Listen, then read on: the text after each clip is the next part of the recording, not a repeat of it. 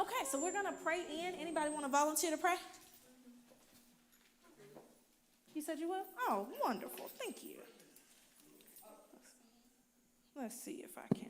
There we go. Yes, ma'am.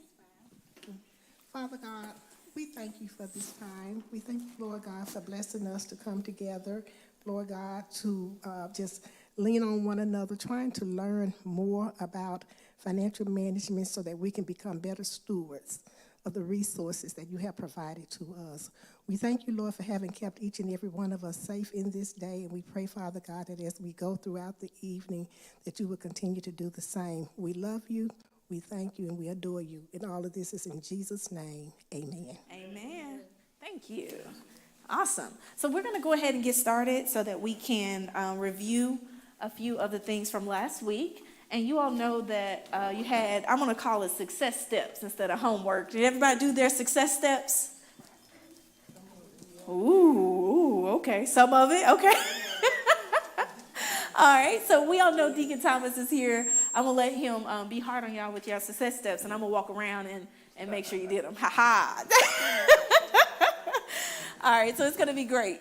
Deacon Thomas, you want to take over here? Thank you, Candace. Good evening, everybody. So glad you guys are here. We're going to jump right in. It's going to be a fast-moving class tonight, but You guys are the lucky ones. I think the homework we talked about last week was to take a look at the crown.org, CROWN.org. You guys take a look at that? Any questions about that particular site? You understand it pretty well? Did you guys get a chance to get to the debt snowball part of it? Good deal. Any questions now? We good. The second homework was implementation. We talked about the What I Spend sheet. We talked about that for the last two classes. This class, we were talking about you implementing your bill pay system based around those pay periods of the 1st and the 15th. Did you guys take a look at that? The implementation piece. You looked at it? Okay. Did you understand it, what we're trying to get you to do? Okay. Typically, like I said before, you need about 2 weeks of your bills already inside the account. Everybody got that? So if let's say your bills are $3,000 a month, your lifestyle money to live off, $3,000 a month, you need about a minimum around $1,500 for the first 2 weeks for this process to work. As you get paid, as you deposit inside your account, you take money out of the account. You're depositing, you're taking it out. You're depositing, you're taking it out, because you know exactly what your cash flow is every month, you know what your bills are. Your goal is to organize those bills from the 1st to the 15th and the 16th to the 30th. And that way, you manage your life a lot better because you know what's going on. In that process, of course, we want you to automate a lot of bills. When I say automate, what does that mean? Put the bills on automatic pay. And what's the reason for that? For consistency, to make sure we get paid on time. Get paid on time, the consistency. The reason you want to automate those bills, they're pretty much fixed inside your spending plan. Those bills are fixed. The thing you worry about most of anything are the variable expenses. Do we know what variable expenses are inside our spending plans? Variable expenses, what is that?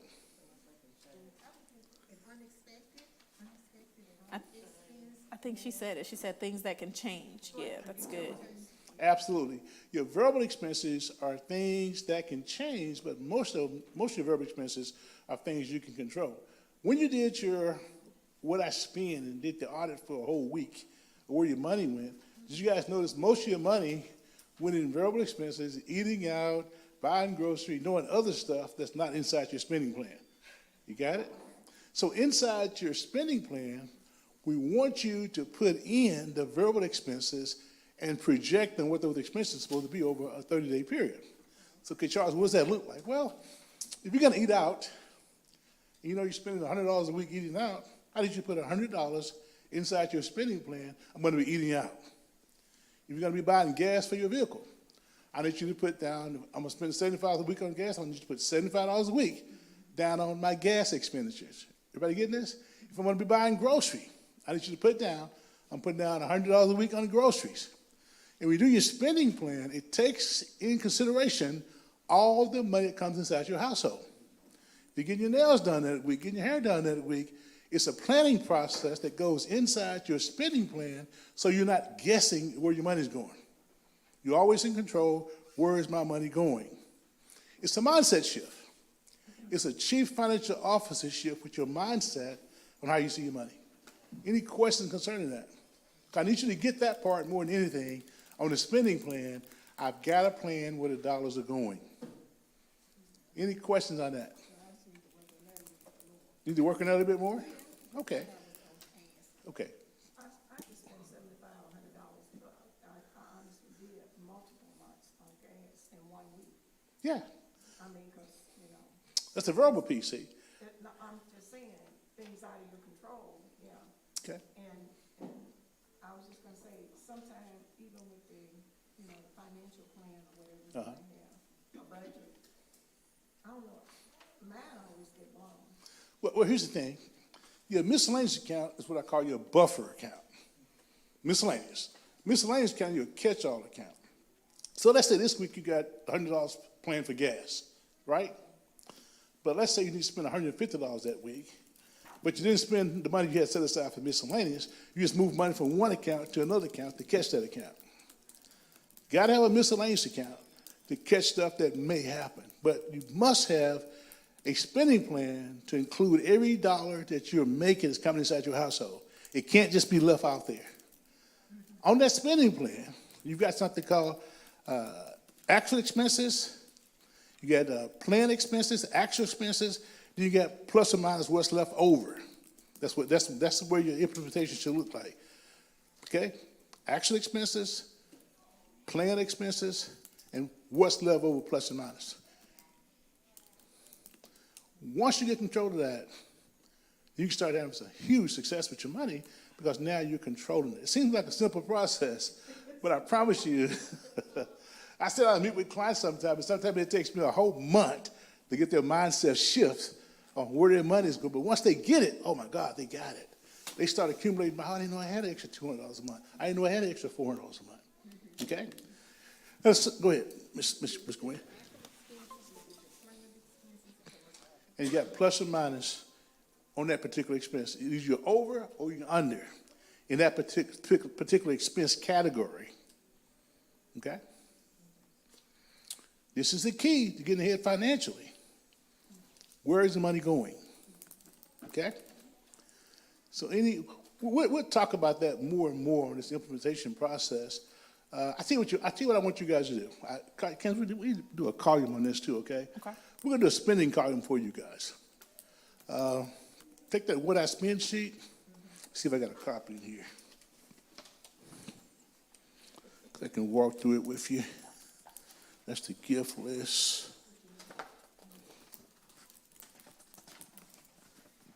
Let me see yours. Yeah. All right, here you go. On your what I spend sheet, this is what I want you to do. You got the due date, you got the monthly payment, where it says you got the interest rate for the debt. You see where it says payoff amount? I want to make two columns out of that. I want you guys to make two columns out of that. I want you to put with a payoff amount. I want you to also to put due date, monthly payment, put actual expense and planned expense in that column. Got it? Actual expense and planned expense in that column. Yeah, make that out two columns there. I don't know. Maybe monthly payment would be better. What do you think? Let's do the monthly payment one. Monthly payment. Yeah. Yeah, let's do the monthly payment column. See what it says, monthly payment? We want to put actual and we want to put planned monthly payment. Some of these are going to be fixed. The car payment, other things are fixed, the rent, those things are fixed. The purpose of this is now when we get down inside of what we call these variable expenses. The variable expenses, as you look down inside the what I spend sheet, you see where it says grocery, clothing, household goods, gifts, cosmetics, barbering, all that stuff. See, those are variable expenses. Those are the most important ones we got to control. So what you're saying is under those sections that when they're variable like that, that we should maybe put a line through Absolutely. it. And then on one side is the actual cost and then the one side is the planned cost. Right. Are y'all seeing that? You see that? Okay. Okay, so if it's gas, right? She said, okay, well, I wasn't expecting to spend this much money in gas, but that's what happened, right? That's I what couldn't happened. control that. Yeah. So that's your planned. Your planned was $50 for the week. Your actual was $100 for the week. Absolutely. Okay, let's make sure you're accounting for that is what he's saying. Yes. This is my problem right here. You see that right there? Well, you giving that money away. You know Yeah, what I'm saying?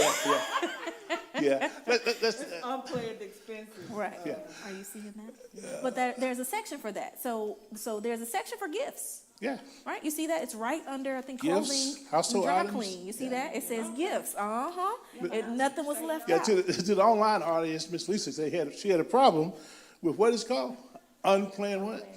Unplanned. Unplanned Cash out. Unplanned expense for her Unplanned daughter. expenses. Unplanned expenses. And most of us have that problem with unplanned expenses. So we got to plan those expenses as close as we can, so that it balances out at the end of the month. The objective is to balance at the end of the month of where your money went. The objective is to be in the black at the end of the month, not in the red. Okay. So we have to identify where it's going. Okay. It was very little, right? So if you have a situation where you are in your black, but it's very little, I need you to go back and audit your spending. Go back and pull that bank statement for the last month and look at where all your money went. Because most of us are swiping. And you'll find your money. And most times, you're spending money in areas you're not even aware of. Just spending or giving it away. Okay? So, I doubt it. Yeah. So let's go ahead and move forward. You guys understand that now, what we're looking for? Okay. Now, another homework was do 2 pages of your financial binder. You guys get that done? 2 more pages of your financial binder. Yeah. That should have been pages 5 and pages 6. Pages 5 is the professional directory. Page 5 of your financial binder is your professional directory. These are the people, if something happened, that has all your important information that your family can reach out to. Your professional directory, okay? Page 6, list all your insurance policies. When I say insurance policies, life insurance, car insurance, homeowners insurance, everything that's got insurance on it, because it needs to be in a position, if you can't get to it, the next person can get to it and implement what needs to be done inside these contracts. That makes sense? Are we good in that area? All right. Absolutely. Okay. The objective, once we get the financial binder finished, okay, the objective of this financial binder is to make a copy for yourself and make a copy for somebody that's very trusting in your family, or let them know where it's going to be located at. If you don't want to give them a copy, say, if something happens to me, this is going to be at this location. Here's the safe deposit box, here's the combination to the safe, or whatever, but somebody has to have that information, okay? On the professional directory, Uh-huh. only at this time, only 2 of the areas applied to me, Okay. which means that anything that's blank, I need to be working on that. Yeah, Ms. Gwen made a good point. She says on the professional directory, only 2 areas right now apply to her. She said other areas, she need to be working those areas to get advisors or whatever in those areas inside of her coaching system. We all need financial coaches, insurance, or whatever. If you don't have an advisor in those areas, then start looking for somebody you can trust in those areas, because that's part of your financial life, guys. Okay? Hey, great job. Tonight's going to be digging in on debt. I'm going to give you an example of what a mortgage looks like and why your mortgage is not a 2.5 or 3.5% mortgage rate. It's actually more. So I'm going to bring Candace Woodruff up. Let's get started on this deep stuff, okay? At the end of the class, though, we're going to give you some examples and ideas on where to find money inside your budgets, inside your spending. Ready, Candace? Alright. Yeah, so actually, Wiseman, this is what we can do. Let's do a 2-part. We can work this together. Okay, go ahead. I'll drive on the computer if you tell me the numbers to use. How about that? She's trying to put me to work, guys. I'm trying to pass the torch, and she's trying to put me to work.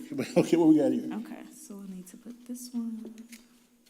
Did everybody do their crown.org? With your debt Okay, and stuff? With your debt stuff, so some people yes and no? Okay, it's all right. So we're gonna pull it up and we're gonna go through it together. And if it's not finished tonight, it's okay, but we wanna at least be sure that you can navigate the system. One of the other questions is when you do your crown.org, you wanna put it in order from the least amount to the highest. And if you did it out of order, we wanna redo that, okay? I meant to tell you all that last week, so I apologize, that's on me. But, let's get some practice. All right. If you guys got computers or phones or whatever, you can follow along with us tonight, too, on this practice, crown.org. Cut this one for me. Yeah. All right, and I'll Okay. take it. Did you call this out to you? Yeah, if you don't mind. Cool. All right, so I'm gonna go ahead and go to the site. Let's do it together. Anybody going on their phone and doing it? I'm sorry. Yeah, when you go to crown.org, the site should look like that up there, crown.org. And she's going to walk you through where to go to get to the debt snowball calculator. Okay? All right. I see y'all pulling up your computer, your phones and stuff. That's good. Pull up If your you- phones. Some other ones that Okay. Gotcha, so Yeah. CROWN.org, don't put .com, Right. because that'll be something different, it'll be .org. Crown, CROWN.org, crown.org. Actually, All right, I may even have it at the end of my PowerPoint, how about that? okay. All right, so if you go to crown.org, and that's just so that people online can see it as well, the second thing you'll go to is the financial calculators. You see a drop down? Okay, let's see what it says. Everybody got that? It Crown.org? went blank on me. Go back. Yeah, if you did not, yes, financial calculators and then debt snowball. Activate your identity. It's okay, we're gonna click an X right there. Crown.org, Nope, we don't wanna click that. You want to go here. go to So you're financial here. calculators on the site, which says Financial financial calculators. calculators, there you Financial go. calculators. So if you're on your phone, you'll see like a little menu button, like a little hamburger on the top right. Click that and you'll see financial Did you find it okay? calculators. All right, you got it. You guys got Miss it? Lisa. Okay. That's perfect. Are you there? Ms. Brown? Financial yeah, you got it. You Financial got it. calculators, No, you got okay. it. Go back, you got it. Got yours there? That's Okay. fine. You were there. You took the shortcut. Okay, she's there. I can't teach everybody that, okay? Okay. That snowball calculator, there you go, good. That snowball calculator is what we're looking for. All That right. snowball calculator. Everybody there? Okay. All Good right, deal. all right. Okay, so with you at that site, which I'm gonna take you there, your screen should look very similar to mine. I'm gonna click Debt Snowball Calculator and the first step. So the first step, and I wanna make sure we're clear. One of the most important things is that what I spend worksheet we gave you is exactly this. We set you up for success. Do y'all see how it all kind of comes together? So if you didn't do your what I spend, it's gonna be hard to do this worksheet because, this actual input because you need all of the information. All right, so let's go. It says, let's go. Let's do it. Okay, Candace, you ready to input? I'm ready. Okay, credit card, CC, Okay, $3,829. okay, Interest rate 26.9. okay. Looks like the payment on that is, what is that, $150? All right, let's add another debt. Okay, credit card, $39.60. Interest rate 29.1. Payment on that, $150. Now, let me be clear. Y'all don't put what we put, right? Okay. It's All an right, example now. It's this an is just the example for you example. guys to be putting your own debt in. Right. So if you want, let us do the example for you, Yeah. and then you follow us after. And How we'll about talk that? about it. Yeah, Okay, good that'll deal. work. All right. All right, let's keep going. Credit card, department store, property dealers, $14.19. Yeah, I'm picking on you guys. Yeah, I know y'all love dealers. Interest rate 24.7. Give me that principal one more time. 14.19. Okay. Okay. And interest? 24.7. About $110 a month. Got it. Car, All right, got an auto. $18,756. A little while, I guess so. Interest rate 5.4. Payment $575. Yeah, see, we wanted to be very clear. You could be in any position doing this. It doesn't have to all be new. Right? Absolutely. All right. Student loan, $46,728. 46,728. Interest rate 5.2.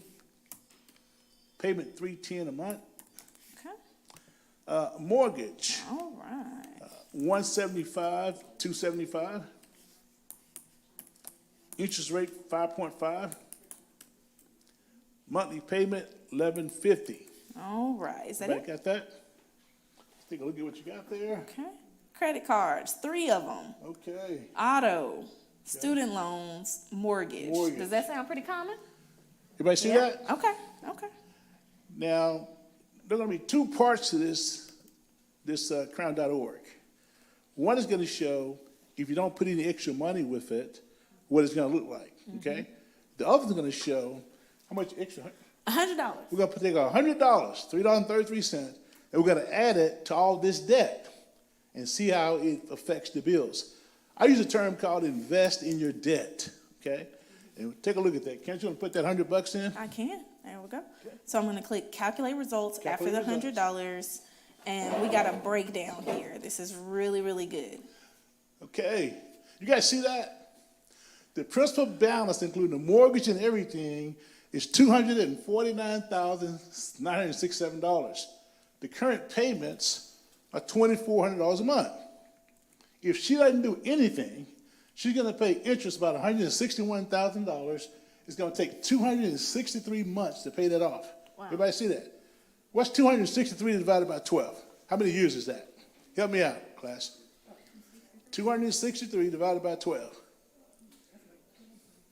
Y'all get your calculator. How many? 22? 22 years. 22 years. 22 years. Current debt right now is planned to be paid off in 22 years. Okay. Okay? Now, she took an extra $100 and she still, I'm gonna take this extra $100, I'm gonna start paying my debt off. I'm gonna pay off the smallest debt first. And we're gonna walk you through that. Now we got 133 payments. Wow. So we say, 133 divided by 12 is what? 133 divided by 12. How many? 11. So we took the debt, the mortgage and everything, cut it from 22 years to 11 years just by investing $100 that we're currently wasting somewhere. Are we getting this? That's pretty powerful, ladies and gentlemen. Anybody got $100? Anybody got $100? Yeah? Yeah? We can do $100 a month? We can't, hold on, let me ask a better question. Can we find $100? Okay, Yes, we okay. can. That's a better way. We're going to talk about how you can find $100 tonight. It's very important because this is important. This is what's stealing your wealth. This. If you can pay all this debt off in 11 years, then you were scheduled to pay that debt, that $2,400 a month, for 22 years. But we can pay that debt off in 11 years and take the excess money and now invest it for the next 11 years. You're going to be amazed how much money we're going to create. Right. So Let's- you go want to let them do theirs, or we're going to wait? Let's take a look at the payoff here All right. first, okay? All right. Let's talk about what's going on here. The first debt, credit card, $250. Okay, the system arranged it for us, the smallest debt first. Everybody see that? Mm-hmm. The first debt was what, dealers was what, $1,400? Mm-hmm. And the system rearranged it so the excess payments would go to that and pay it off. They did a good job updating. When we were going through it, it also told you, hey, this will never be paid off. So they updated the system, which is great. Yours showed up like that? The same thing? Uh-huh. It'll tell you if it's right or not. So they've updated, which is great. Okay. All right. So that payment goes on as we rotate here for, what is that, 15 months? Yeah. Is that right? So 15 months, is that dealers that's paid off? Mm-hmm. It's paid off. Okay, And then it created, what is that, $575? right?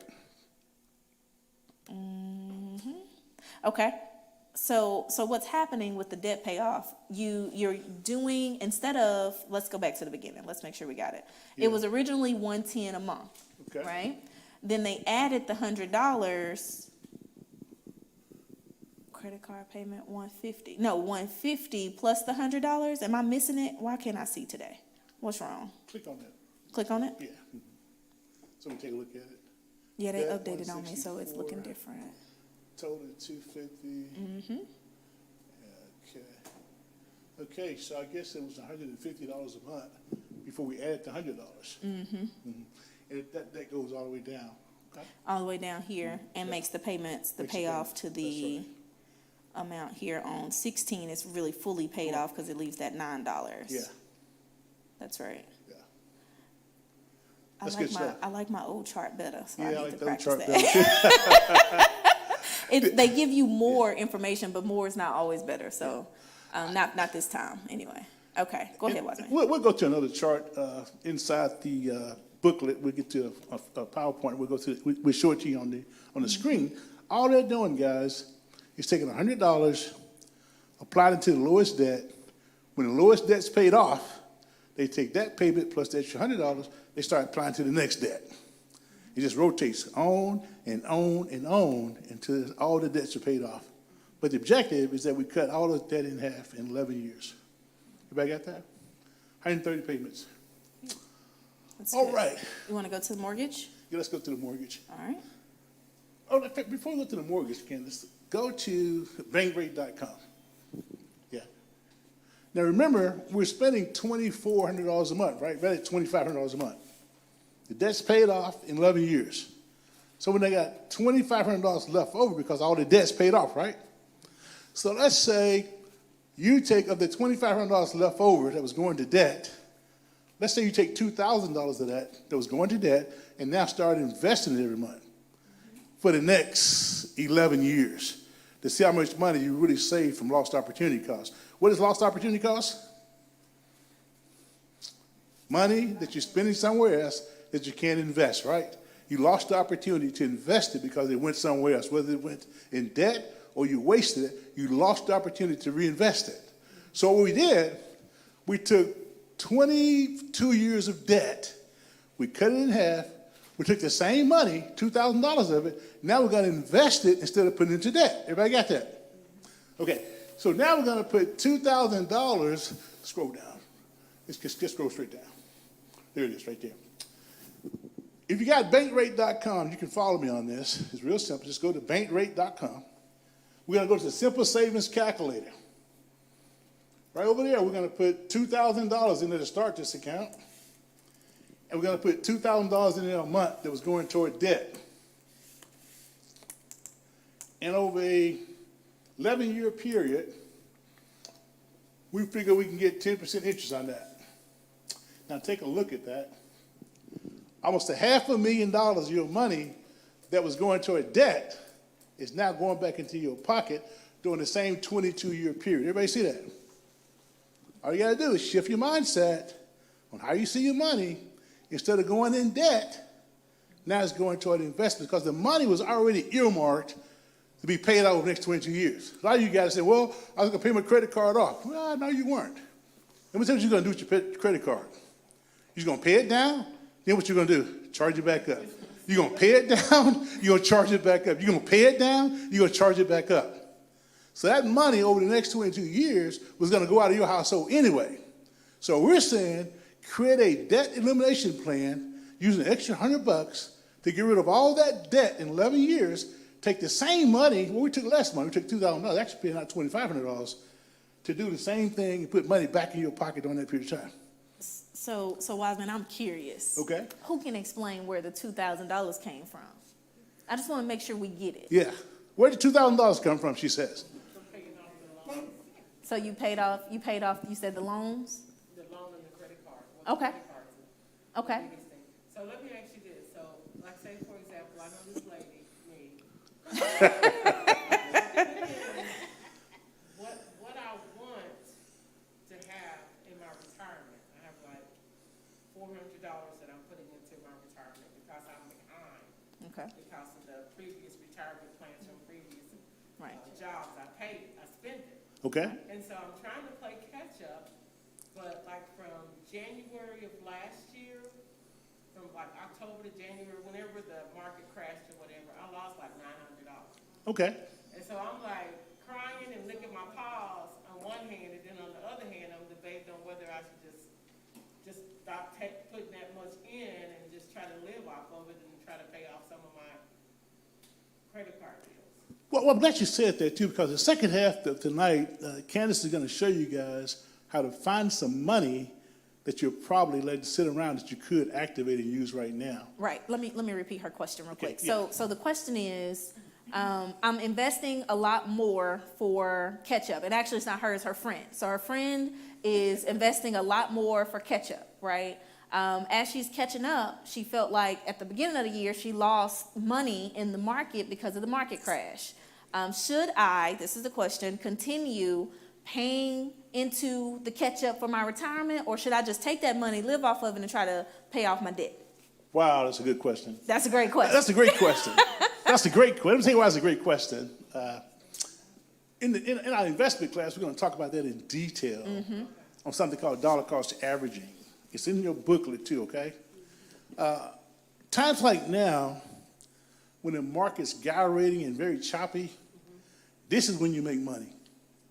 A lot of blue chip stocks and blue chip companies, they're on sale right now. When I say they're on sale, you can buy them now for 20, 30% less than they were a year ago.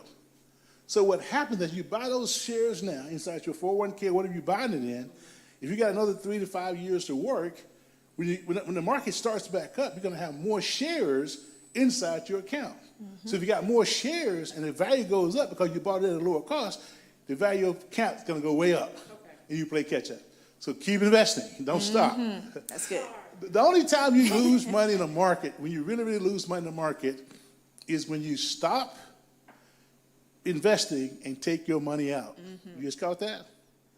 You guys, if you've been around for a while, you've seen markets go up and markets go down, right? They always come back, don't they? Yeah, and I know you're not supposed to sell Yeah. when it's low, Right.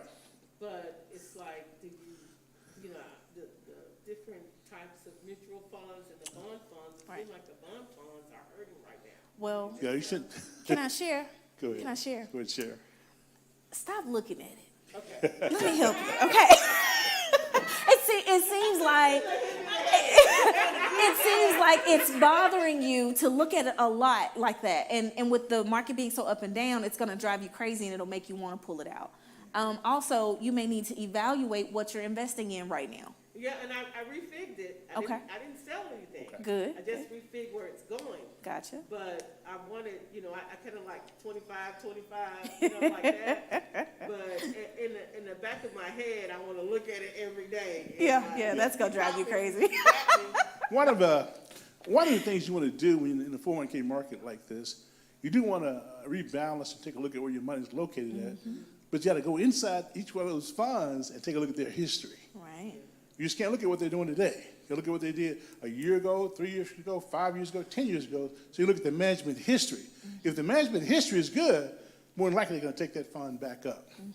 And we're going to show you that in the last class, so you have to Yeah. make sure you keep showing up, right? But that's important though. Yeah. Deacon Thomas, is when she's saying I'm looking at it every day, she's also becoming her own financial advisor right now, right? Yeah. Right? That's right. So That's right. you might have to get you some assistance Yeah. because what you look at may be different from what a professional that does it every day is looking at as well, and it'll maybe help you ease some of that stress about putting your money in it. Absolutely. Yeah. And also time horizon is important too. Yeah. When I say time horizon, it means how many years do you have left before you need to invest that money or start using that money. You got to take a real serious look at your time horizon because you may have to make some huge adjustments if your time horizon is extremely close. Because sometimes it takes 2 years just to get back and break even on your money. Yeah, that's right. Okay, so the time horizon is very important. If you're close to retirement, you should be in a very conservative type investment that doesn't have so much market risk to mitigate the risk, of course. That's good. Okay? Yeah, if you are retired, then your goal is capital preservation. What does preservation mean? That's That's right. good. She said, not losing what you got. Preserving what you have and not having that risk. Right. Yeah. Low Yeah, risk. I had a lady call my office last Wednesday, down $250,000 inside her account. That's probably right. Yeah, that's you what. It wasn't me. But what I'm saying though, There's some serious stuff going on. yeah, but what I'm saying though, she's not my client. Right. Somebody told her to call me. I talked to her 3 years ago. 'Cause I knew she was retired in about 4 or 5 years. I said, you got way too much risk here. Well, we're just making so much money. I said, I'm telling you, the market will change on you. Are you going to have enough time to catch back up? That's right. Yeah, so she'll be in my office this week. Got to go in there and make some huge adjustments to get her on track so she don't keep bleeding. Because the market probably isn't going to stop bleeding just yet. Some other things got to happen, okay? But that's, So here's my problem. okay, Some of the stuff you're talking about. This is a challenge for your friend. yeah, I'm talking about me. okay. I like me. Go, go, It's a good level. okay, I converted some, interest, and you know, if you take the money, you're gonna pay the taxes on it now, so I converted it over to a traditional IRA, but it was in a mutual fund. And at the time when I did it, everything was looking good, and I did like, with the company I work for, it had segments like, 2015, 2020. yeah, the target date funds. Yeah, and it had the risk limited, but when everything crashed, Yeah, that particular OMG, you got hit. it hit it Yeah. hit it bad. And so I was looking at something, some of them telling you to get out of the market and sell when you look at different, Well, it depends on, everybody got a different situation based off their age and time horizon, and also their risk profiles, how much risk they can handle. And we're gonna go into that, probably in the next to last class, we'll get into the risk profile stuff. That's right. Yeah. And like you got that 10% eight people out there, I was like, really, what world is he in? Right now, it's what, about at the most, you might get 3.5. If you get a good manager, you can average 10. I get, But see, that's not, I thought that was what an actual bank, that's not what a bank. no, no. Oh, this- no. I said investments, yeah. Yeah, investments, She yeah. laughing, I'm asking. Well, she's laughing because, you know, she understands where these numbers come from, that's all. Well, and I think the biggest thing, Don't laugh at the student. no, I'm not laughing at you because I don't know what kind of investments you're doing. That I'm not laughing at. I'm laughing because I think what's important is that when we get into the world of what we live in, we go and we ask people in the cubicle beside us what money should look like. We go and we ask everybody else except for your professional. So I'm encouraging, when I laugh, it's like 10% is low, right? So we got to ask the right people the right questions, because if we don't know, we can't get the information and the resources we need. So it's not a laugh at you, because I would definitely not laugh at your finances and resources and stuff like that. It's not that. It's what are we doing as a people seriously to help ourselves, and are we going to keep doing the same things and getting the results we're doing, or are we going to start doing something different? The lady that he just mentioned that said she came to him 3 years ago and said, oh yeah, I'm looking at using you for resources. He told her, no, don't do that. That's not smart. We should do something different. What did she do? Oh, we're making money. She said, no, don't worry about it. And now she's lost $250,000. That's a lot of money. So it's a matter of what are we doing? Are we listening to the professionals that's been doing it for years, or are we doing what we think we know? And as a culture, we do that a lot. So hear my heart on that. Has nothing to do with anybody personally, which is why I wanted to make sure to say, don't put Question, your Marcus. personal stuff out there. Yeah. Be mindful of that. Great comment, Candace. Go ahead, Marcus. Just a real quick question. Before we started entering the information into crown.org, you referenced a worksheet that was, that students were encouraged to complete before. Can you go back through that just real quickly? Yes. And I actually sent the email with the worksheet in it. So thank you for mentioning that and what we were going to talk about tonight. So the What I Spend worksheet is in your emails. We'll double check to send them again tonight. The What I Spend worksheet helps you with all of the detailed information to put into the crown.org. So it says, what is your debt? How much are you paying monthly? What's your interest rate? And what's your payoff amount? Which are all of the questions that they ask in the crown.org. So that's a good worksheet. Thank you for that question, Good deal. Marcus. Perfect. Any questions? It's good stuff. Comment though, Go ahead, Ms. Gwen. I've taken this class several times. Yes, yeah. We love you, Miss Gwen. Keep coming. Okay. But no, I just wanted you all to know that I have implemented what you're talking Okay. about with the Crown. Okay. .org. And like in 2017, I think is when I started with the mortgage. Okay. And at this date, but this is what, 2022, 5 years later, based on the calculator that I did, I have like one more year. Did you guys hear that? Wow. Whoa. That's amazing. One more year left on her mortgage Stay the course. because you 5 years ago you took action. That's amazing. Ladies and gentlemen, here's a major announcement. Repeat that, wise man. It was so good. It was so good. Here's a major announcement. Ms. Gwen started the program in 2017, and next year, 2023, she'll be totally out of debt with her mortgage. Did she just give herself a raise? And the reason I want to say that, because any debt that you have, when you pay off the debt, you immediately give yourself a raise. You got that? If you're paying $200 a month out or $500 a month out, and that money goes away, you just gave yourself a raise without risk. Now catch that. Money going out, it's got interest on it, and you paid it off, you just gave yourself a guaranteed raise without any kind of market risk. So when you invest in your debt, you're also increasing your income. Everybody got that?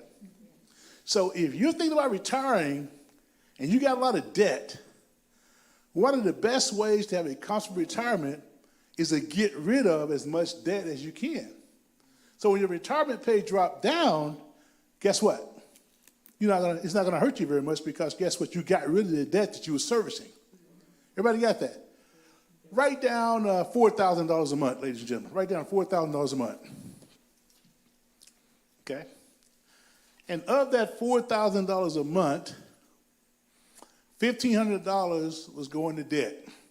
I'm saying maybe a mortgage and a bunch of credit cards is going to debt. All right? You had $4,000 a month coming in every month, net income that you was living off of. All right? Now you're getting ready to retire. Your $4,000 a month in income coming in, you only have $3,000 a month coming in. You lost $1,000 a month, didn't you? Because now you're getting ready to retire. Everybody got that? If you pay off the $1,500 in debt, which is $2,500 left over, and you got $3,000 a month coming in, did your lifestyle change? Write down $4,000 and subtract $1,500 from it. That's the money you were paying in debt. So now your lifestyle is down to $2,500 a month, isn't it? You had $4,000 coming in from your working years, but now you only got $3,000 coming in from your retirement years. So you got $3,000 coming in, but it's more than $2,500 that you was living off of, right? So did your lifestyle change any? No, it didn't. Your lifestyle didn't change. I should have created a slide for that, Candace. You know, I want you guys to visually see this. I want you to grasp this now. $4,000 coming in every month. You got $1,500 in debt that you paid off before you retired. Got it? So now your liability for living every month is only $2,500 instead of $4,000, right? Because we got rid of the $1,500 of debt that we were servicing with income that we were making, right? So I really only need $2,500 a month because I don't have that debt anymore, right? You should have a positive flow of $500. Ms. Gwen said I should now have a positive flow of $500. I mean, Evelyn said I should now have a positive flow of $500. My point is, if you focus on putting together a debt elimination plan and you retire, your lifestyle can stay the same if you don't have to service all the debt. That's why this is so important, to understand the sooner I get rid of the debt, the more better I'm going to be in retirement. That makes sense? And while y'all talking about mortgages, and the banker's still here. Yeah, he's here. Question, interest rates, and they still are very low, unless you can get in on a special at some of these banks or whatever. Okay. And I have found, I've been doing some research, I might not have to take the field officer one here, and I'll probably be in next Monday. Okay. I can tell you a credit union pays more than a regular bank, pretty much, a little bit more, just practice In interest payments? on savings and stuff. So Okay. my question is, am I not right? That's correct. So my question about the money is, if you got, a little stash, should you take that money? Because it's still not really paying what you wanted to pay anyway. Okay. Say 3%. Okay. And it's not 3% yet. Okay. Close. But if you paying 3.75, 4% on the mortgage, isn't it more feasible to pay off the mortgage and then pay yourself back? When you get your money, just put it back in your savings? It depends, and I'll let Dick and Thomas talk about it, but it depends on your individual tax situation. Sometimes, Well, see, you can't itemize anymore when they did and that's another thing at the time, when I got in debt with a higher mortgage, because that was the only thing you could use for a tax write-off. You couldn't do your car and this and that anymore. Right, So it- now, with the new tax laws, depending on your individual status, we'll put it like that, you're getting that, automatic deduction now, if it's allotted for a single person. Right, so, So it's more feasible to me to pay off the mortgage at whatever rate it is. right. And pay yourself back. So for you, it might be, that's a real detail without going into too much detail. That requires a personal session with someone like Candace or Deacon Thomas who can really talk through the tax ramifications of it, because there is some amount that's still deductible on your taxes. There's a cap on it now, but it just depends on your individual situation. Yeah. But most credit unions do, because they're membership based and they're different from banks. they're able to pay sometimes a little bit more on your savings accounts. Trying to do some research on some banks and some different. But when I left today, actually we've got a 7-month CD that's paying 2.5%, which is a lot more than it has been. I mean, earlier this year, a money market account was paying probably 5 basis points. I mean, nothing. And now it's 40 basis points. So it's starting to inch up as interest rates have risen. But there are more options now for those who have a little bit of disposable income sitting around. So these experts here can And to help Marcus, you guys understand what he's talking about, he says 5 basis points. That means if a money market is paying 1%, that's 1 basis point. So 5 is a half a basis point, half of a percent, half of 1%. So you guys can understand this language there. That's that banker language, the bankers. But yeah, Evelyn, there are some other alternatives to putting money in safe places. You can get better returns. So that's something we can definitely have a one-off on and talk about later, for sure. But on the debt thing, guys, it's important to have a debt elimination plan and to find a way to get out of debt. Okay? Let's talk about this mortgage real quick, Candace, before. Sure. I want you guys to see what a mortgage looks like over a 30-year period. Most people think a mortgage, 2.5%, 3.5%, 4% is a good interest rate, right? When you think so? Okay. So that's a good interest rate, right? Okay. Okay. We're gonna talk about that. Okay, what we got, about $165,000 mortgage up here? Sure, let's do it. Let's do a $165,000 mortgage. $1,217 in payments. No down payment. Just gonna put the mortgage up. The interest rate. What's a good interest rate, guys? 2.5, 3.5. Let's put 3.5 up there. She wanted 2.5. Let's put 3.5% interest rate up there. I know. Okay. So now we're looking at a mortgage. The principal is about $740 at 3.5% interest. That's what we're mostly concerned about is the principal, of course. Now, what we want to talk about, is it a real 3.5% interest rate, or is it a phantom 3.5% interest rate? It's phantom? Evelyn says it's a phantom 3.5% interest rate. Why is it a phantom 3.5% interest rate? Because it's two different rates when it comes to a mortgage. Is it? Yeah. What do you call the one that you're paying the most on? You don't see it. The average person don't see it, but you're paying more to borrow their money in the long run. It's not a true, like if you got a 3.5%, is that what you want? 3.5%? Okay. It's probably costing Let's, about 4%. we're gonna show the amortization table. It's actually a little bit more than that, okay? Actually, way more than that, okay? Yeah. But I'm not in your league. Yeah. I need you guys take your calculators out for me, okay? Take your calculators out. And we're gonna show the amortization table. Can we scroll hit that table? There it is, Yeah, I right hit it. there. Everybody see it? Cool. So that's the breakdown, That's the breakdown. There We're we gonna go. look at every year now. Scroll down for us, Candace. Sure. Good deal.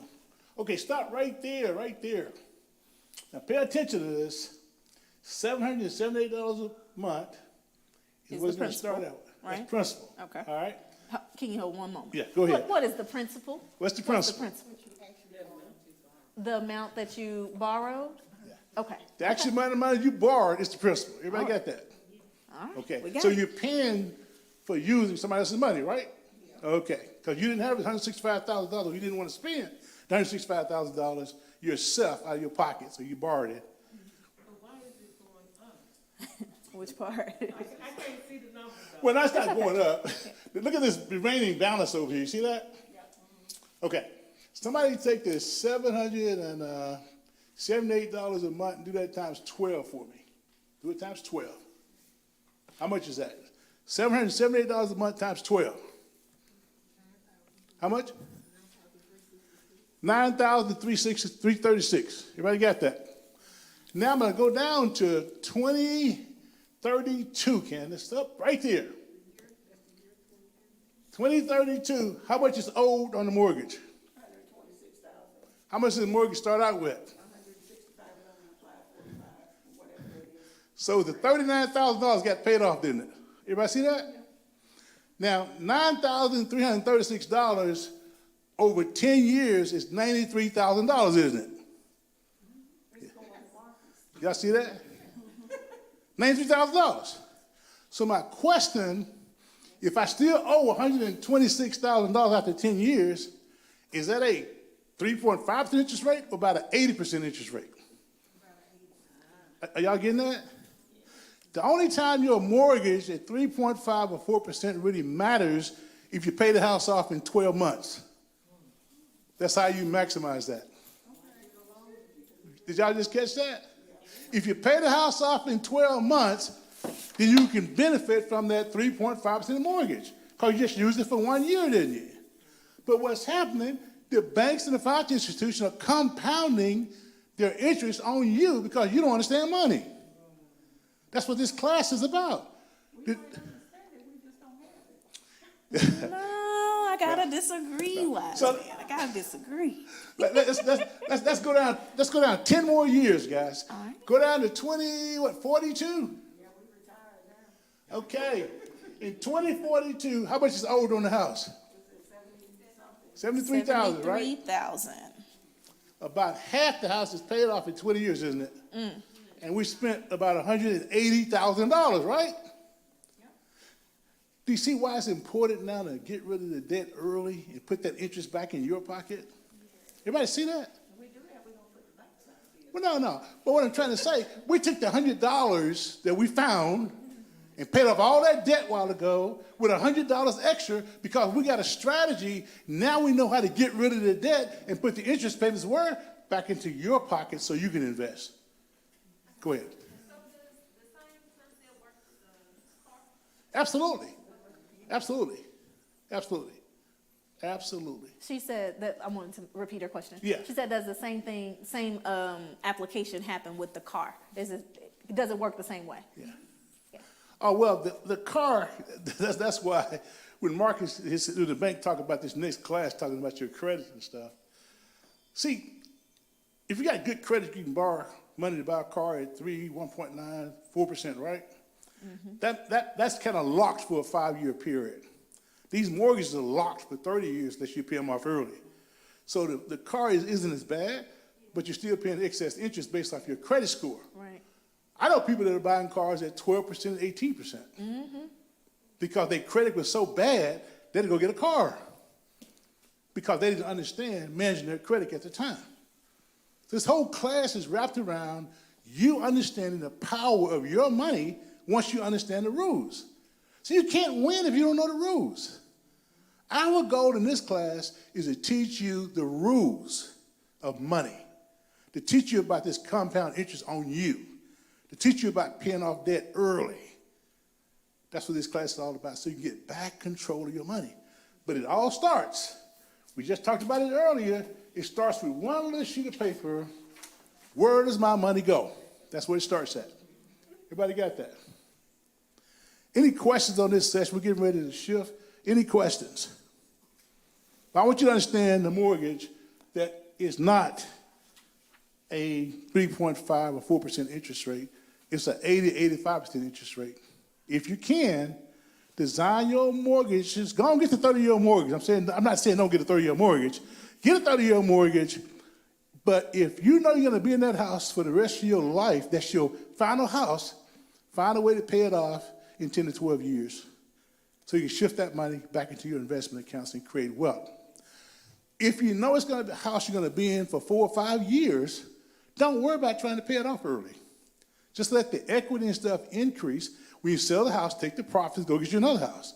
Sell the house, take the profit, go get you another house. But when you get that final house, pay it off. Get it out of your hair. Everybody got that? 5 to 7 years, not your final house. Don't dump a lot of money into it. Just dump the money into investment accounts that you would have put into it. Everybody got that?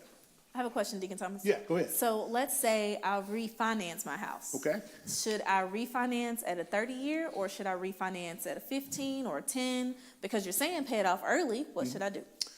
If I refinance the house, I'm going to refinance it for 15 myself. Okay. I would. Why is that? I want to go ahead and get the debt out of the way as soon as possible. Because if I'm refinancing it, I don't owe as much as what I started out with. You see what I'm saying?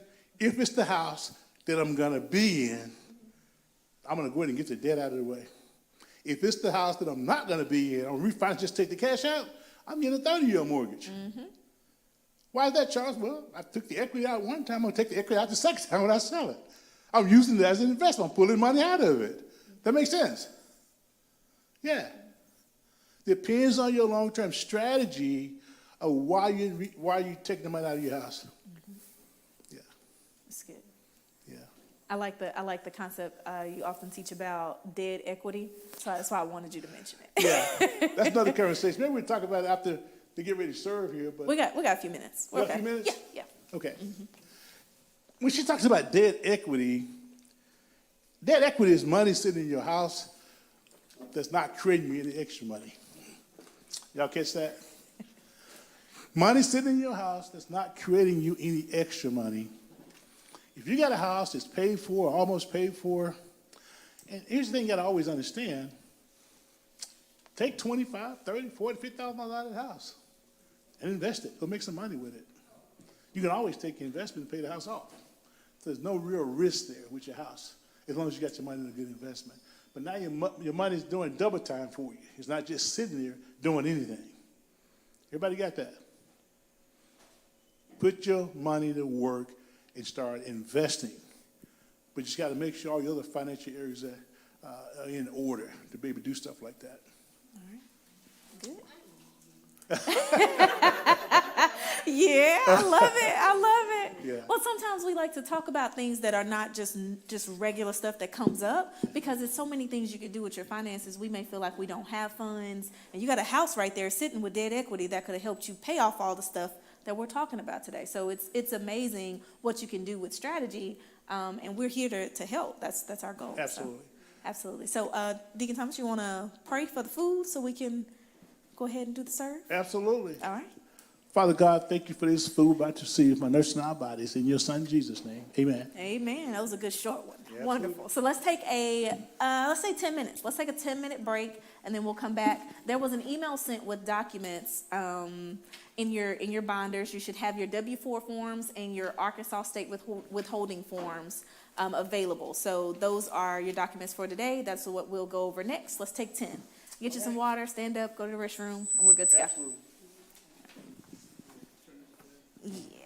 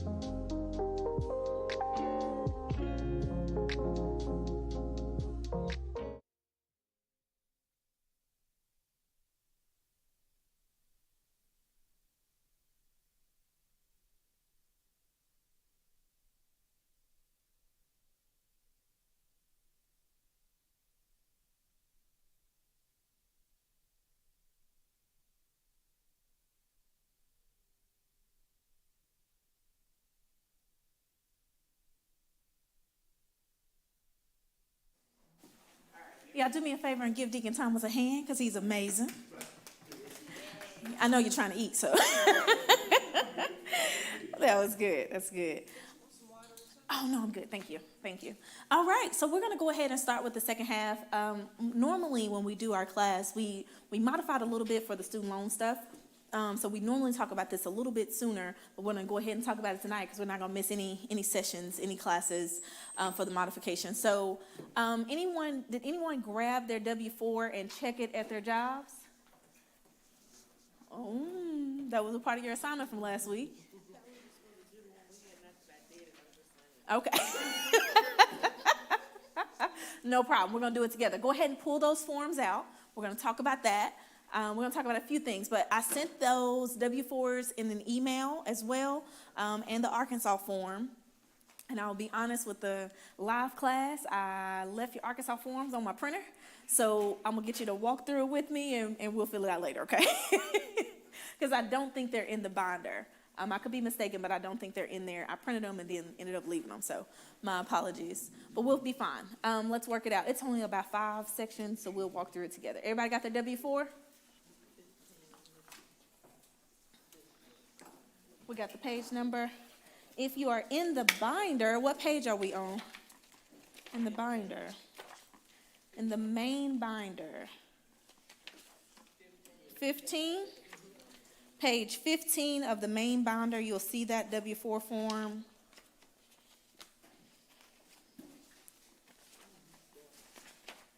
All right, page 15 of the main binder. So the W-4, let's kind of get into it real quick so we can make sure we have plenty of time for questions. Normally, this is the time where I have a lot of extra. So I like a thought of a day. Every time we have a session, I'll have a thought of that night. So today's thought is, when you change the way you see things, the things you see change. Now, when you think about that concept, that's actually from Wayne Dyer. When you think about the concept about your finances, I made a joke earlier and I said, that's her friend, right? Well, when we think about our finances, sometimes you got to think about your old self as a different person for what you used to do, and then get into your new self. So that was your old friend. That ain't her no more. You ain't doing those things that you used to do to get you in a bad situation. I'm a new person now. My mindset's different, and I've changed the way I see things. Therefore, the way you see your finances are going to change as well. So that's just a concept to think about. So tonight, we're going to talk about the W-4. Let's do that. I'll give you an example. I always like to give examples because sometimes we look at things differently when we hear different concepts. So this is Coco. Coco pays her electric bill every month at $200 a month. She don't look at it. She doesn't care. She just pay it. It's $200. She pays it. When she paid her electric bill, what she realized when she audited her accounts at the end of the year, because she took Money Matters, and we was like, pull your accounts. She was like, oh my God, I overpaid my electric bill. It was only $100 a month. So I feel like the electric company owes me, what, about $1,200? Because that's $100 a month that she overpaid, right?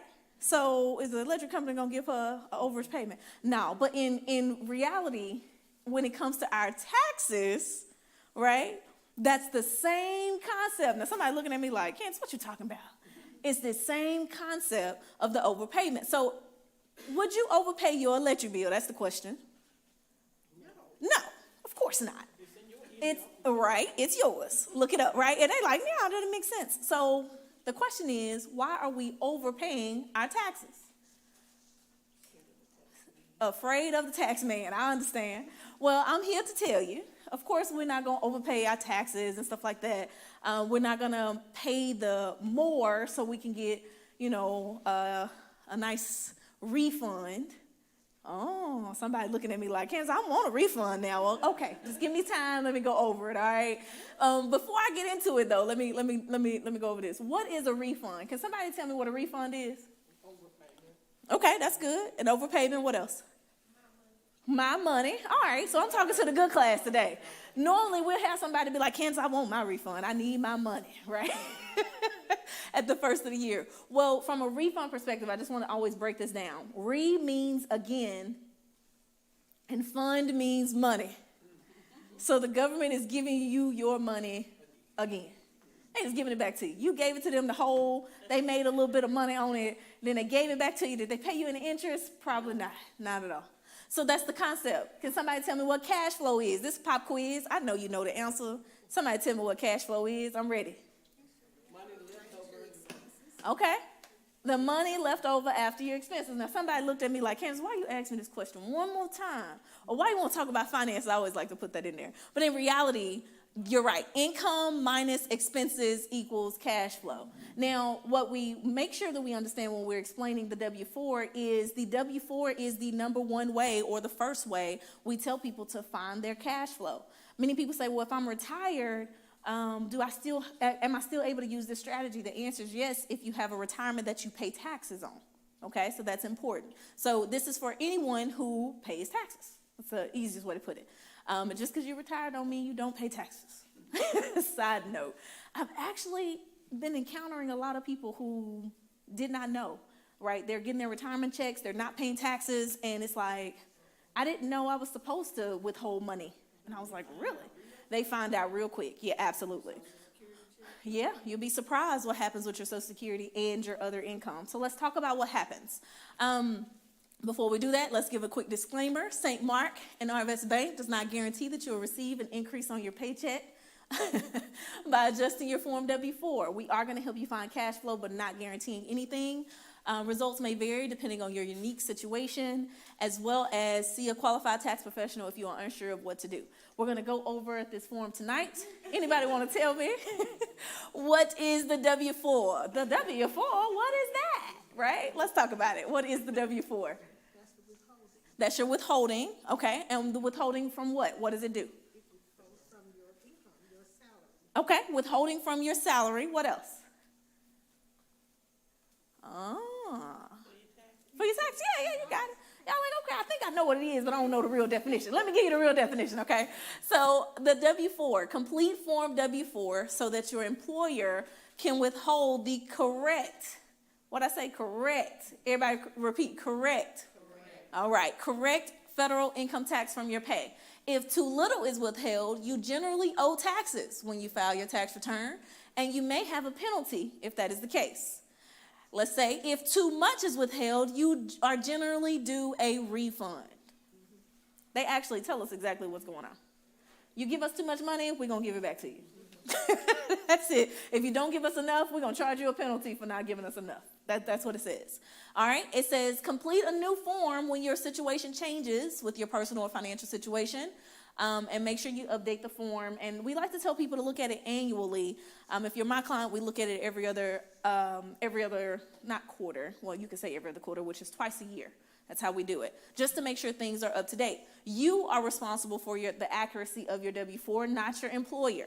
Oh my goodness, that's so important. I had a client, he said, Candace, they messed our forms up at the job. That's what he said.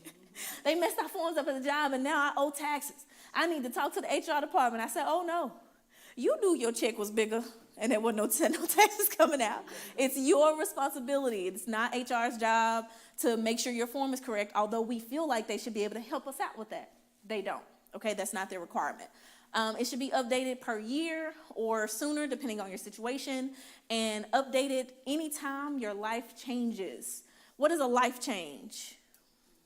You get married, get divorced, you have a child. What about your child who's still in your pocket ages out? Should you adjust your W-4? What is the age out number? 25. 26. Oh, these are great numbers. These are great. They are thinking about insurance. I love it. All encompassing. Right. It is not. That's so good. Okay, great.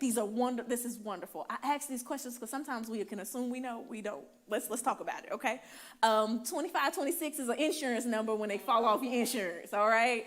But when you turn that age and they start working full time, let's say they're 17, your credit starts stopping at 17.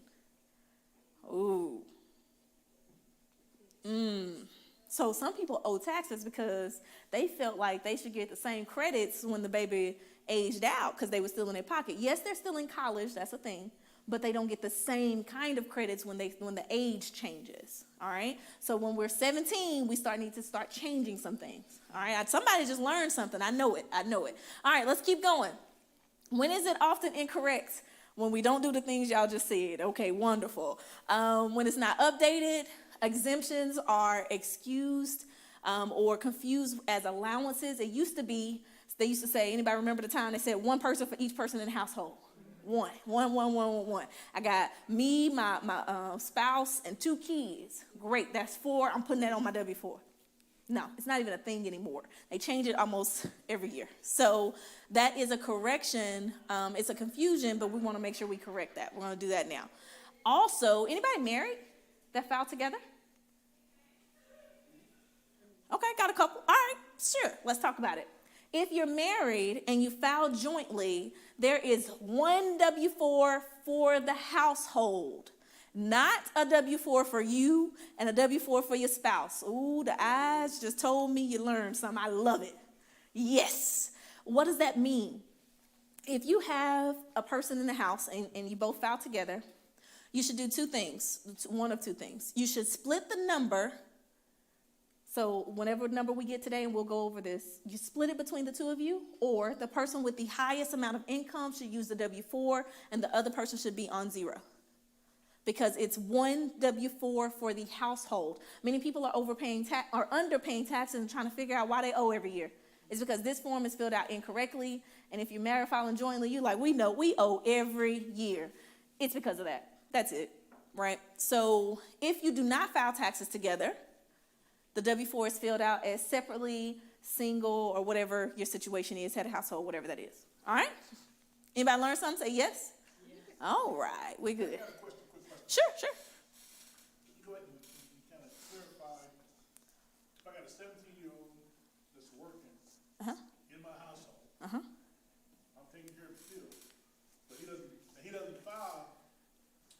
myself on these taxes, can I file them? A good question, so I'm gonna repeat.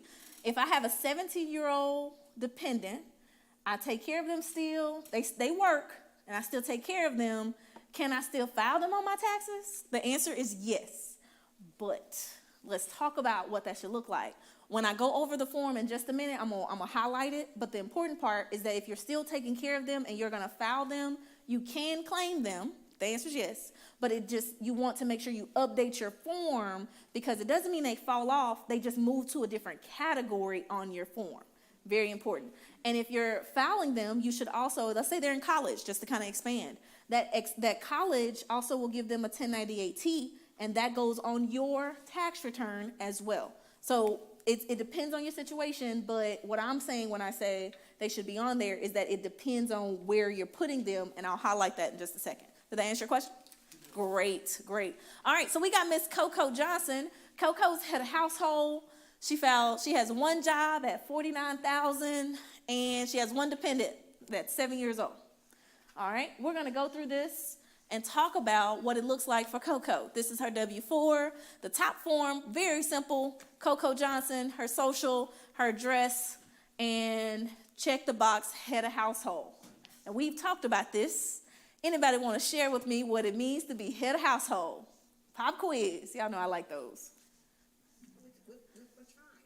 Okay. A person with a dependent is head of household. What about a person that, it's just you and you don't have no dependents? Single. Good. Some people mix that up and they might have missed the class when we talked about this. So I just want to verify, make sure. So what does it mean to be head of household? It's a person with a dependent. Does it have to be a child? Oh, good. All right. Y'all so smart. I like it. Okay. So let's explain, just because we have it, we're on the screen, let's talk about it. Head of household, it says, and this is from the form. Candace didn't make it up. It's from the form. Generally, you can claim head of household filing status on your tax return only if you are unmarried. I can't take that class today, but I'm gonna say that, okay? Unmarried and pay more than 50% of the cost of keeping up a home for yourself and a qualifying individual. Pretty good, okay? That's a good definition. Unmarried, pay more than 50% of the house. Qualifying individuals live with you for more than half the year. These are just highlights on the screen here. A child in college still counts as a dependent if they do not make, and I like to give my clients this threshold, over $15,000 in a year. That's a good number, because people always ask, well, what's the number? That's a good number to kind of see where you're above the threshold, all right? Dependent parent does not have to live with you, but you still help to care for them and things like that. So they may live at a facility, but you still help take care of them. One extra point is that they do not have like multiple streams of income. They may have just Social Security. They do count as a dependent, can count as a dependent on that tax return. If they have Social Security and a retirement, then they likely do not count. If that retirement, you can kind of put the threshold up there with the $15,000 as another dependent. Make sense?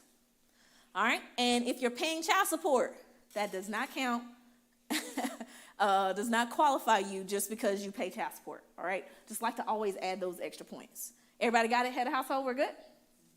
All right, it's time to do the form. Step 2, you have your form with you? It just gives information. It says do only one of the following. You're gonna either fill it out online, they have an online app, we're not gonna do that, we're gonna do the form. If you have multiple jobs, make sure you do additional stuff, but we're not gonna go through all of that. We're just gonna keep it simple. Okay, can we keep it simple? It says tip, to be accurate, if you work multiple jobs, this is a tip, it's a great tip. If you work multiple jobs, your second job should be on 0. You should pay the highest tax over there. Don't fill out a form for each of them. That's important, okay?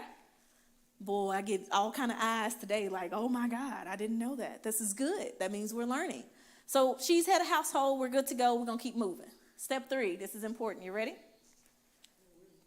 If your income will be less than $200,000 or $400,000 if you're married filing jointly, multiply the number of qualifying children under the age of 17.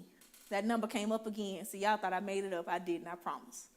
Under the age of 17, multiply by 2,000. So Coco has how many children? One.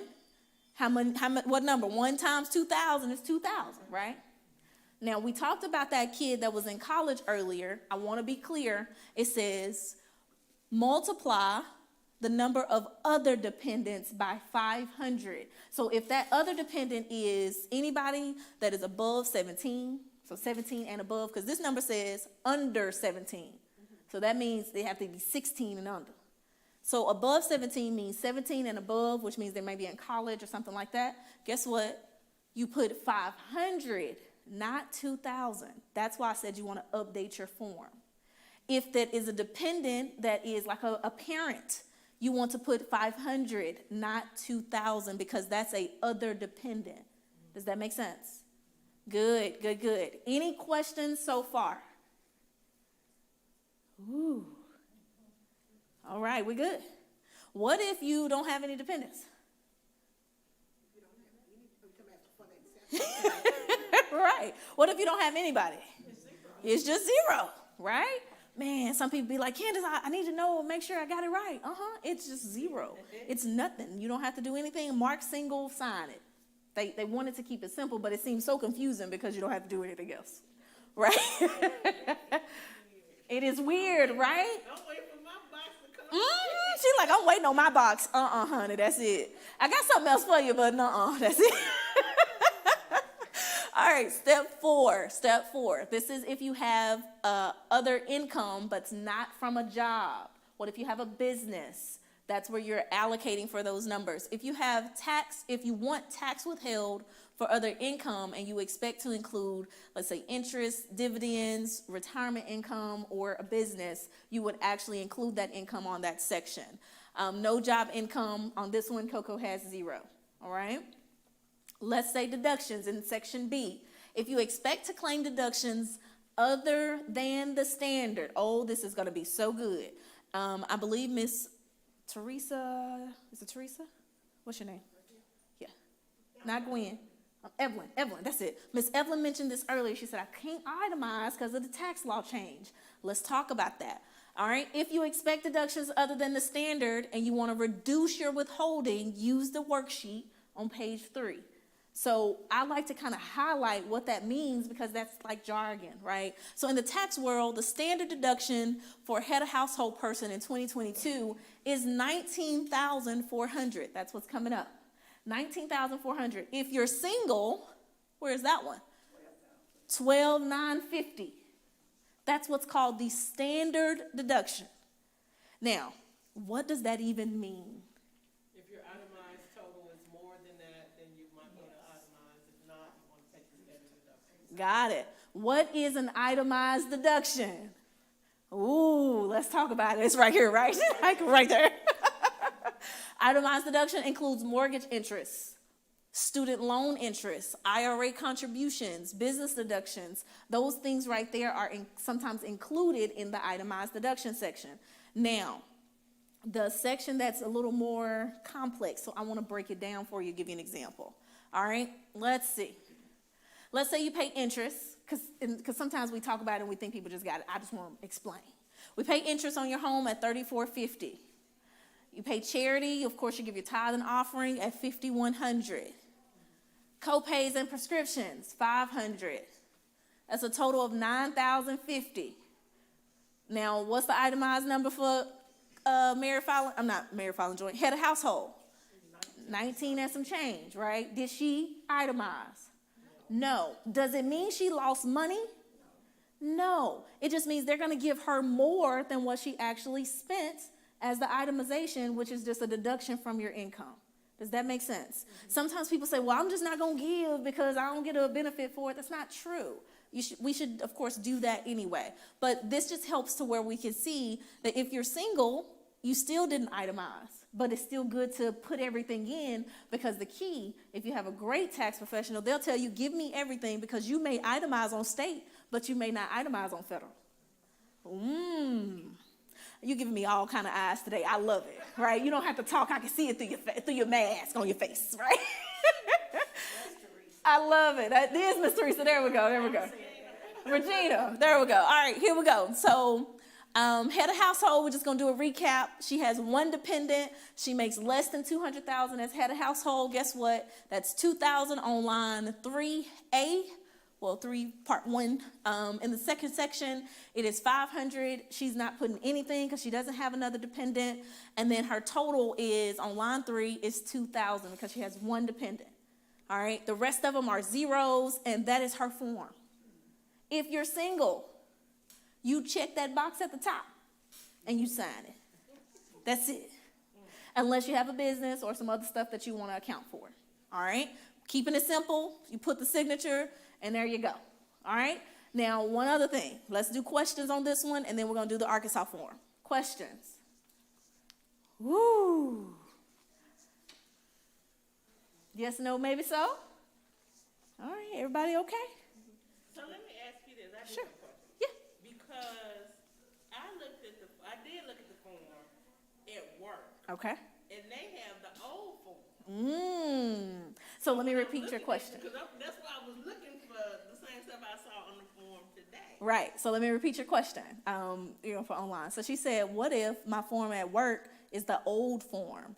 And are we referring to the old form like 2019? Because, right, 2018 form. Your company hasn't updated in the HR department. Because it references the 2018. Gotcha. Yeah. So she's like 2019, 2018. So they have numbers.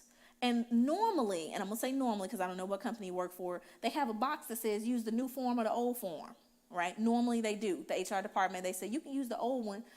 If you're using the old form, if you want me to look at it with you, I'll look at it. I like this. You like this one? Simple, check it. So can she not just turn this form in? She can, but what she's saying is they have it online. So with them having it online, it makes it a little more complicated to just turn in because HR say, oh, we want you to do the form online. So that they have it. But double check and see if they have a button that says use the updated form or the new one. And if they do, you do what we got here today. If you get on there and you have questions, you let me know. Can I ask you a personal question? Yeah. Do you normally get a refund or you owe? I normally get a refund. Okay, so you're overpaying. Is it like $1,000 or more? No. Okay, so you might be balanced out pretty good. That's a good thing to know. So the reason I asked her that is because if you get a refund, normally I like to put it at $1,200 or more. That's $100 a month that could have been in your pocket. And we just talked about $100 going toward debt, right? So you're overpaying. That money could come back and you use it for purposes of paying off stuff. What happens if you're owing, then there's an underpayment and we need some more strategy. I believe everybody should have a home-based business, a conversation for another time, but it will help you to lower that tax as well if you do not have that home-based business. All right, we got it? So if you do have the home base, and let's just say you didn't make any money from it, Okay. so what do you put to estimate? If All you right, didn't that's make any good. money? That's good.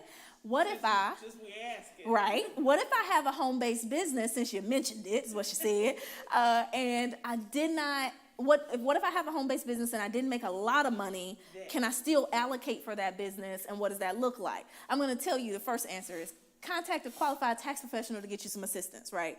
I know one. Right, you think you know one? Okay. The second answer is going to be it depends. Because in order for you to run a business, you have to have done 3 things. You have to keep your records. That's number 1. You have to run your business consistently with the intent to make a profit. Ooh, that's good. Those are 3.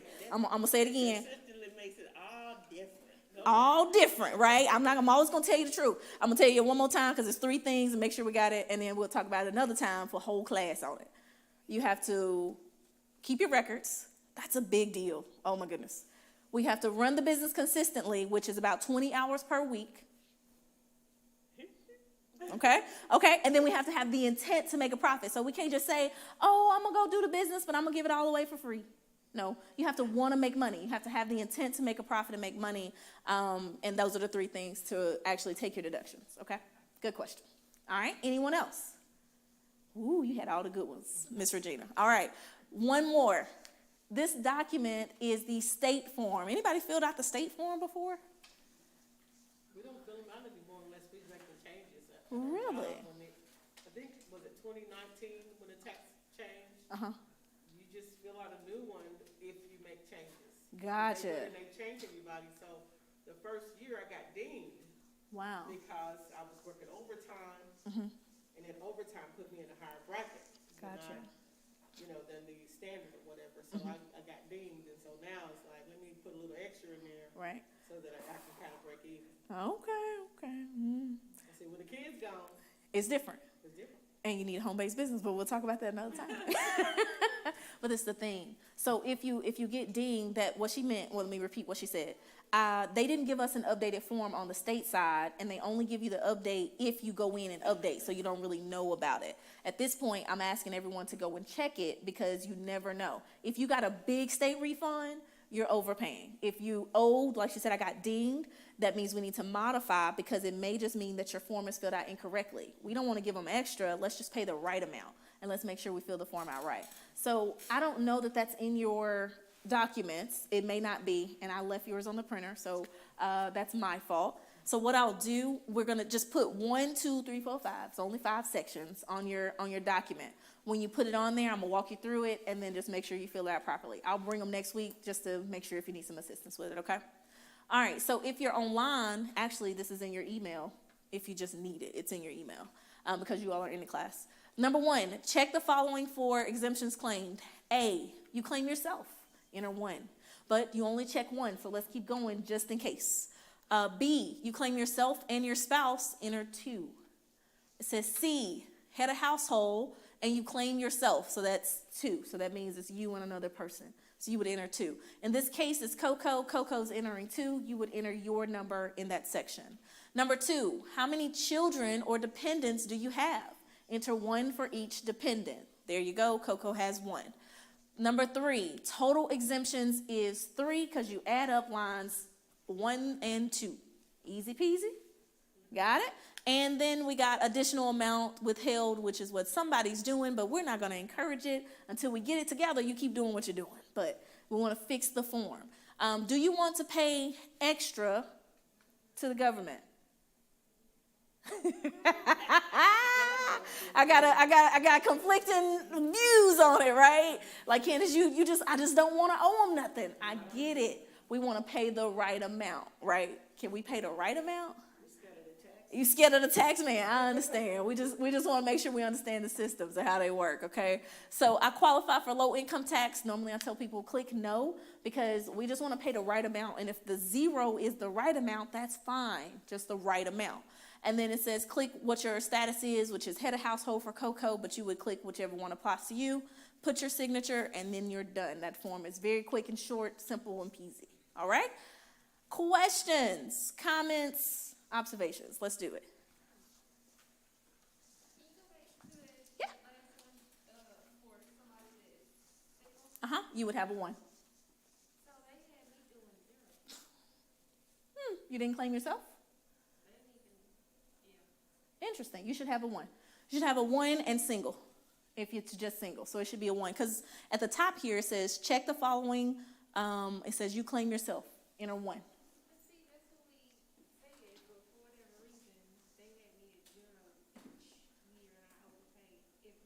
Right. So she said that at her job, I'm repeating. She says that at her job she is supposed to have a 1, but she has a 0 because of the way they have it in the system. You're going to have to manually turn that form in so that they can get it updated. So what do you do is what she's saying. Manually turn the form in because if you're overpaying, that's money that could be coming to your pocket and you can be investing in your debt or investing your money for your money to work for you. We definitely don't want to overpay. Okay? Good question. Boy. I know it's like, I get that check, but it's perspective. All right? Other questions?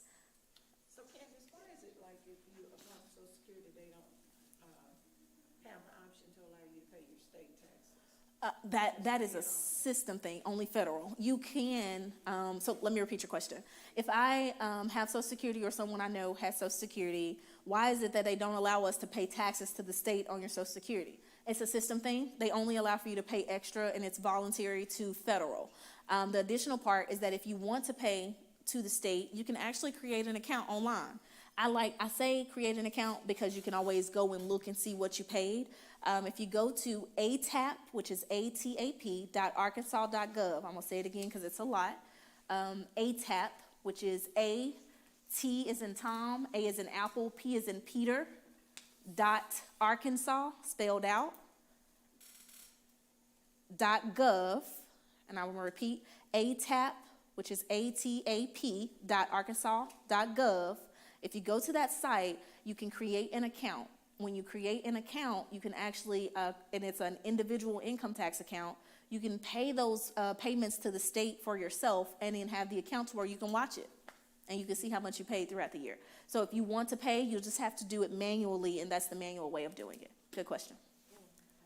Didn't know that. Oh, we just learned something new again. This is wonderful. Money Matters is the best class ever. I just want you to know. All right, any other questions? Was that clear? Was that clear? Okay, great. All right, wonderful. Any other questions? We're good?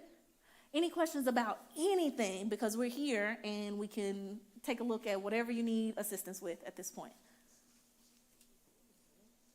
Y'all all right?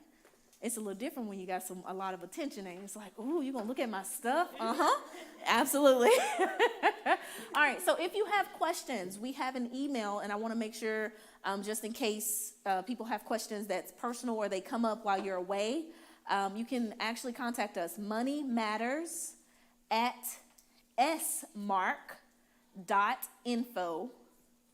All right, that's it right there. It sounded like I had some more, but that's it. All right, Money Matters @smark, so not Saint, @smark.info. Money Matters @smark.info. I'm saying it for myself that time, okay?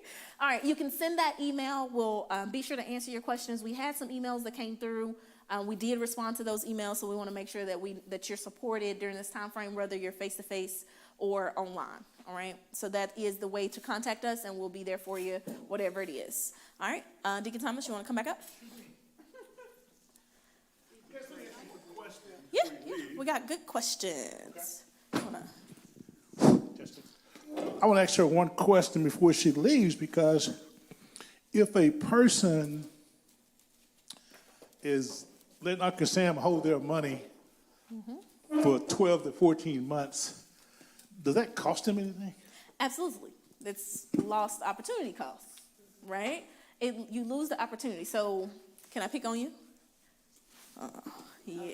Yeah, pick on her. Okay, got it. Okay, great. So she said, I overpay the state every year. And not because she wants to, but it's just happening. But I will give her, I'm going to be hard on her. She's allowing it to happen because you got to push the issue sometime to get what you want. You advocate for yourself. So she's like, okay, well, if I'm overpaying, that means it's $200 a month or $100 a month. Regardless, that's money that could be back in her pocket. I can show you the numbers. I got it. You want me to show you the numbers? I think they really need to see the numbers. All right, let me show you the numbers. It's really important that we don't use the federal government or the state or agency as a savings vehicle, because they don't pay any interest. So when you use the federal government or the state as an area each year where you get money back, you lost the opportunity to use that money actively today. When I say actively today, if you're getting back $4,000 a year, that's almost $350 a month, right? What could you do with an extra $350 a month right now today? Are you seeing me? So here's what happens. We use the federal government as a savings vehicle. We get the money back in March and April, and guess when the money's gone? It's already spent. It's gone, right? So we use the federal government for a savings vehicle, but we didn't do anything with the extra money. So we have to shift our mindset with our money, because we can plan the vacation, we can plan all this stuff out with our own money. We can set aside money on a monthly basis for those vacations, but at the same time, we'd be paying off debt, and we could be investing with the same dollars that they're holding for us. That's right. So show us what that looks like. All right. I'm going to show you this one, Deacon Thomas, and then I want us to look at a split. Let's have some fun tonight. We got a little extra time. Go ahead. All right. So how much of your money is Uncle Sam holding? So my friend said, I get a nice refund. I overpay every year. We're going to say it's $300. That's $3,600 a year. She's nodding her head like, oh, my God, that's me, right? That's $0 in earning potential because we let the government hold it. We agree? That's not what we want to do, though. I know y'all like, oh, I want to hold on to that refund. I don't want to pay Uncle Sam. Man, if I give him a check for $100, $200, $300, I used all my money all year. Take that little $300. That's the concept that you want to start to develop about your money. All right? So $300 a month over time is, what, 5 years is $27,000 it could have been. So then you go back and be like, oh, 10 years is $68,000, 18 years is $195, but 30 years, because some people go their whole life overpaying taxes, getting refunds. It's $727,000 that could have been back into your pocket that if you invested it over that 10% over the next 30 years, over the last 30 years or the next 30. Because some people are going to be able to take this information and apply it to their lives because they're young enough to fix it now. It's super important. What if it was more? I know people getting $6,000, $7,000, $10,000. Man, people got $20,000 to $18,000 refunds this year. It's really crazy because of all the credits that went out. Just 1 year? So that $500 a month turns into $1.2 million over a 30-year period. That's amazing. But it's amazing of the things that we don't know and how we lose our opportunity to make that kind of money just from our lack of knowledge, right? You can't fix what you don't know. That's right. Hey, we got a quick question from the chat. Absolutely. I think it's a good one for everybody. Absolutely. Go ahead. It's Renata Douglas. Okay. All right. Yeah, 1 second. There we go. If you're married, but you file federal jointly and state separately, what do you select on number 5 on the state? Remember, if you're married, that's a great question. And it's actually a very smart strategy, Ms. Douglas. So if you're filing separately, remember that'll be 2 different files, and you're going to split the numbers. That's super important. So I'm gonna say it again. It's for her, but I want to repeat it. So if you're married filing jointly on federal, but you file the state separately, it's still 2 different forms, and you're splitting the numbers between the 2 of you. Don't do 2 forms for 2, right? Do the 1 form or split the number. So if it's 5, if the total's 5, you take 3, he takes 2, or vice versa, however you want to do it. Or whatever that looks like. So the spouses split the numbers, or you could say, hey, we're going to put 5 on this number and leave the other one at 0. There's not an option on the form to go separately. I want you to know that, which is why you have to do it like it's jointly. I hope that helps, Ms. Douglas. Good question. Great question. Great question. We're not going to hold you guys longer, but here's the thing. You got to be intentional and be radically intentional about what you want your future to look like. See, this information, the average person don't even know this information exists, right? So you got to take this information and put it into action. See, people say, I don't have the money to invest. I don't have the money to save. But you do have the money to invest. You do have the money to save. The key to it, when you go out and find the money, put together a strategy to make your money work for you. Right. That's the key, see. You can't do what you don't know. Once you expose, you're exposed. Mm-hmm. So here's your homework for next week. Deacon Thomas, real quick. Let's do a split real quick. Okay, so let's be devil's advocate. Because you say, I don't want to take my whole money and apply it to debt. What if I want to do both? Somebody's question is that, I know. Okay. So earlier you said I could take $100 and pay off all my stuff if I applied that $100. So what if we took $100 to debt and then took that other $200, because we used $300 as the example, right? So the other $200 we applied to a mutual fund and got that average of 10%. I just wanted to use $200 because that wasn't the number. So 100 went to debt, so I'm doing that. A 200 went to investing. And if I started with $200, I did $200 a month over the next 30 years, because that's what we talked about. That's $416,000. Absolutely. So if I'm young, right, I got the time, why not? That's $500,000, and that has nothing to do with your job. Wow. Another thing, if you're older. Right, let's do that. Let's do that. It's really important I say this because a lot of times people think, well, I get 64, 65, or 70 years old, I'm okay. See, a lot of people get 65, 70 years old, they're going to live another 20, 30 years. That's right. So now what? The money's got to last. Yep. Right? And there are certain things that can take your money away from you overnight at 65 or 70 years old. So stick around on these other classes so you can find out how to protect yourself against that. Let's talk about this homework, though. We got some time. Now he ready to give it to y'all. I love it. Hey, Okay, the next class, of course, we told you to pull your credit at annualcreditreport.com. It's going to be a very important class, so make sure you pull your credit reports, bring them to class. They'll be confidential. You don't want to be looking at them, of course, but I want you to understand how to read that credit report inside and out, okay? Next class is going to be very important because it's going to talk about debt-to-income ratios and those kind of things, qualifying to buy homes and those kind of things, okay? So add up all your debt. Debt does not include the variables, which is eating out and all that kind of stuff, but add up all your debt, you're actually paying a bill every month. Doesn't include utilities, those kind of things. Does not. This debt is going to be based off of you qualifying or taking a look at your debt-to-income ratio. We want to teach you what that looks like, okay? Now, things I want you to do to find some money. I want you to take a look at your service providers that are providing you service and look for some discounted rates. Call your cable company up and tell them you're going to leave. Tell them you need a different deal. Okay? Call your telephone company with your cell phones and stuff. Tell them you need to analyze your bill. You need a better rate. That you're going to AT&T or you're going to Verizon. Guess what, guys? They start negotiating, trying to keep you. Okay. Credit cards. If you got a high interest rate, you've been paying your bills on time, call your credit card companies up and ask for reduced rates. Okay? Eating out. Consider taking your lunch twice a week, if you will. Consider finding money by taking lunch at least twice a week. Start drinking more water. When you eat out, stop paying $2,250 for a soda, okay? If you will, start drinking more water and save those dollars as you're eating out. Take a look at all your memberships. Cancel those memberships that you're currently not using. If you got gym memberships, subscription memberships, all those kind of things, look inside your accounts and cancel those memberships. Put that money back into your pocket. On your utilities, audit your energy use. Inquire about free weatherproofing.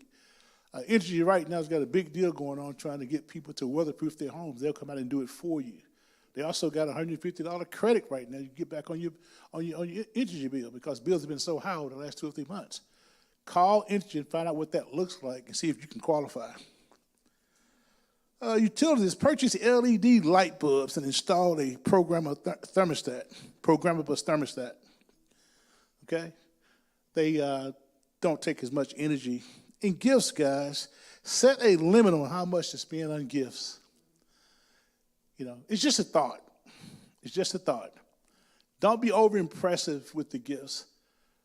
And, you know, kids grow out of stuff real quick. So be careful how you spend money on a bunch of kids and stuff when they're really little. Because guess what? The next year is all gone. And the toys and stuff, they play with it for 2 or 3 months and they go on to other toys. 2 or 3 days, Candy says. Okay? And also, create your monthly spending plan. That's what I want. That's the homework. Create your monthly spending plan. Get you 1 day a week and call it set your weekly no spending day. 1 day a week. A no spending day. Can we do that? All right. Never go to the grocery store hungry. All right? Do not go to the grocery store hungry, please. Try to take a grocery list based off the meals you're going to cook for that particular week. Have a little plan in the organization, and you'll save a ton of money just at the grocery store. Use the 24-hour rule when making large purchases. 24-hour rule. Think it over for a day. Don't get caught up emotionally making a purchase. Don't let a sales guy tell you it's going to be gone tomorrow and you need to do it today. Go home and think about it. Pray about it. And the next day, if you feel the same way, make your purchase at that point, okay? Use the 24-hour rule. Purchase store brand items. Great Value is really good. I want y'all to know that. Great Value is the same name brands that we use. They use Great Value as a name for it in the stores, but they are really a good product. Save money. Purchase generic prescriptions. Reuse more washcloths and stuff and stop using all those paper towels. Everybody got paper towels all over the house just tearing. That's money you could put back into your pocket, okay? These are just ideas. We'll probably email all these out to you. We got it in the system. Make sure you guys set up your credit monitoring program. If you hadn't set it up yet with Credit Karma, make sure you get that set up. It's free. And that's about it for the next class, okay? Just want you to get prepared. What's the next numbers on the personal financial binder, Candace? Come to page 7 and 8, which is your financial information and your investments or pensions. Page 7 and 8, financial information, investment, and pensions. If you're actually going along, you'll actually be done next week. Absolutely. After next week. So the 4th class or 5th class, you'll actually be done before it ends if we keep doing the 2 pages at a time, which is really great.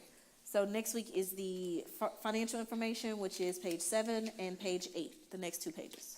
All right, good deal. Any questions about tonight? It's been a good class, hasn't it? All right. Any questions from anybody? We good? So we'll close out in prayer, okay? Father God, we come to you with thanksgiving in our hearts. Thank you for your grace, your mercy, Father, each day you give us. Each day, Father, is the day that started new. We're just thankful for the love you share for us. Thank you for the fellowship tonight, Father. I pray something has been said and done so the students inside this class and online can take information and make a difference in their lives and a difference in other people's lives. I pray, Father, as we get back home, things are like we left them this morning. In your Son, Jesus' name, amen.